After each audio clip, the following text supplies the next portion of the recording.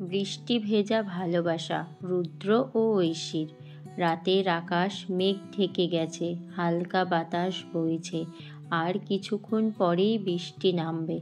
রুদ্র ছাতাটা ব্যাগে ঢুকিয়ে রাখছে, কারণ মেঘলা আকাশ দেখলেই তার বৃষ্টিতে ভেজার ইচ্ছে হয়। স্টেশনের পাশে চায়ের দোকানে বসেছিল সে। এমন সময় সামনে দিয়ে ছুটে চলল একটা মেয়ে। হঠাৎ পিছলে পড়ে গেল।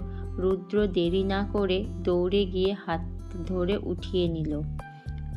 আপনি ঠিক আছেন? হ্যাঁ, একটু পিছলে পড়ে গেছিলাম, ধন্যবাদ। মেয়েটার চোখে এক অদ্ভুত উজ্জ্বলতা। রুদ্র মুগ্ধ হয়ে তাকিয়ে রইল। বৃষ্টি শুরু হয়ে গেল। রুদ্র ছাতাটা বের করলো। মেয়েটা হাসল। আমি বৃষ্টিতে ভিজতে ভালোবাসি, ছাতার দরকার নেই। রুদ্রও হাসল। তাহলে একসঙ্গেই ভিজি? সেদিন তারা প্রথমবার কথা বলেছিল, প্রথমবার একসঙ্গে বৃষ্টিতে ভিজেছিল। তারপর থেকে রুদ্র আর ঐশীর গল্প শুরু হয়ে গেল। এক মেঘলা দিনে, এক বৃষ্টি ভেজা সন্ধ্যায় সুন্দর ভালোবাসার গল্প শুরু হলো।